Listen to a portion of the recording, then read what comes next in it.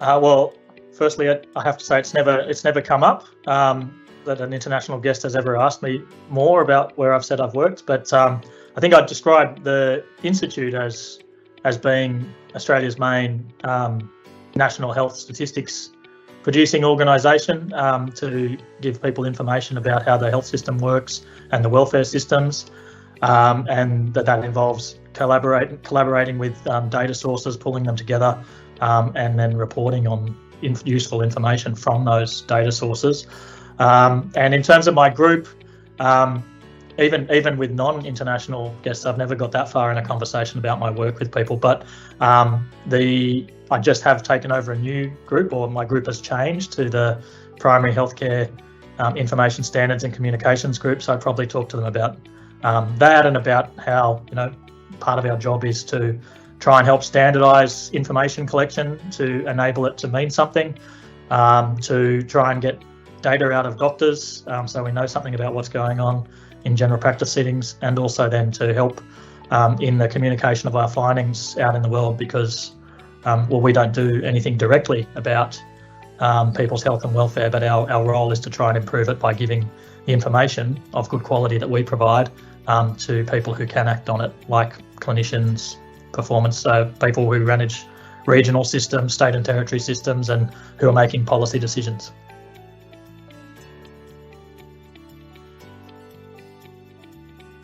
So my group doesn't have a lot of releases generally because of the nature of the tasks that each of them has, but we do have a couple coming out in the near future. One is the annual report, and then the other is the report on PIPQI, which is, for those who don't know, a report on 10 quality improvement indicators in general practice using data supplied to us by PHNs, which I think is coming out either in late September or early October. We've got that. In terms of projects, we have more things there. So we're just finishing off the Kentico upgrade for the website, and then next steps there will be to be thinking about how do we put that website on a continuous improvement trajectory, going to what I said before about our strategic directions. If it's stronger evidence, better decisions, improved health and welfare, that website is a key part, and the communications and engagement unit and the web data visualization unit as well are key paths between the stronger evidence and people who can make better decisions. So that'll be a very important task coming up there. Other projects, we're working with the health department and PHNs on dissemination of data from the urgent care clinics, which is a primary care task. As well, in that area, we're doing some work with PHNs on a data demonstration project focused on dementia, and the aim of that is to test some of how the systems work and to understand the data quality of information extracted from general practice systems. Also preparing for the upcoming HUFIC network annual meetings in Bonn, and implementing our new partnership with the Department of Foreign Affairs and Trade with the Pacific Health Information Support Hub, the FISH, which is now in the FIST group, which is pretty good to have all that sort of rhyming acronyms. Other key things that are happening, like I said, the PIPQI report and the UCC data, the annual report, and we've got obviously, like I said, a lot coming through the pathway in terms of the communications and web focus in the near future.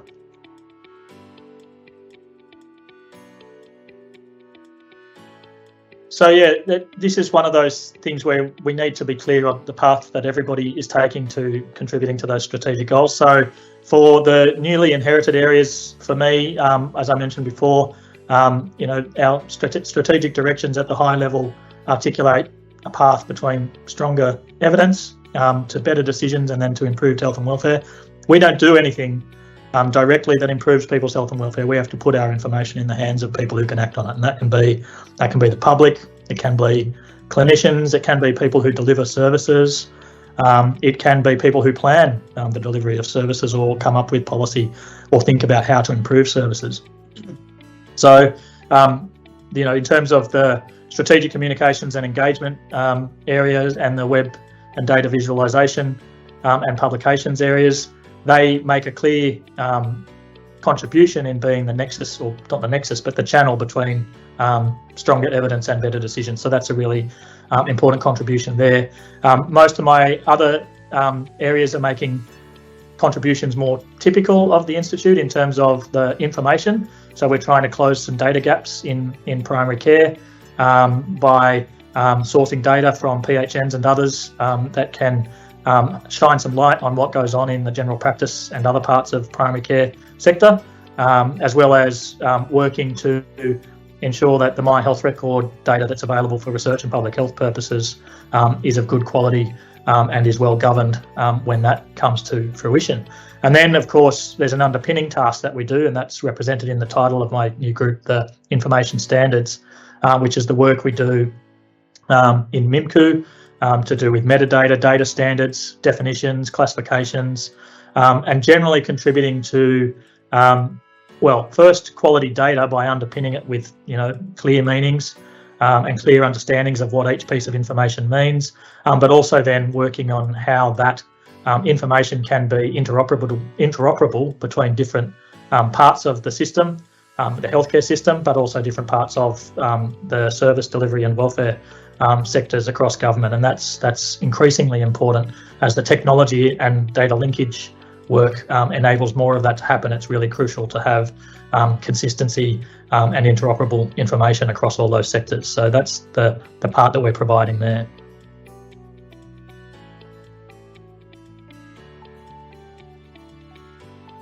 Staff can always just shoot me an email or catch me in the corridor if they see me going by. But now that the way people work now, they're everywhere. So yeah, the best way would be an email or a text on the Teams system. I'm happy to take those things. If it's urgent though, give me a call. My number's available on Bruce.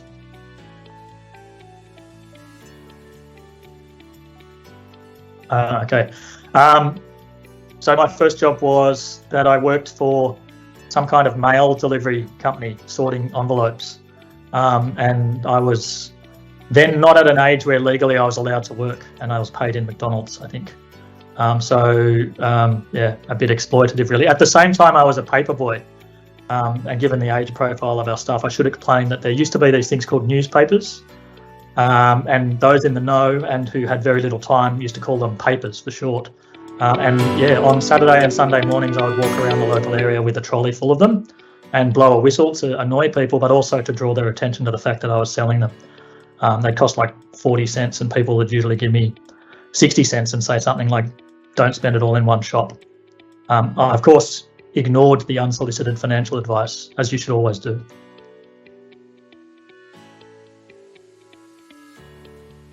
Okay, well, first things first, I don't eat tomato sauce because it's wrong. I eat mustard and other sauces, and I keep those in the fridge because it's what it says on the label. I mean, I understand it says the same thing on a tomato sauce label, but I don't care because I don't eat it.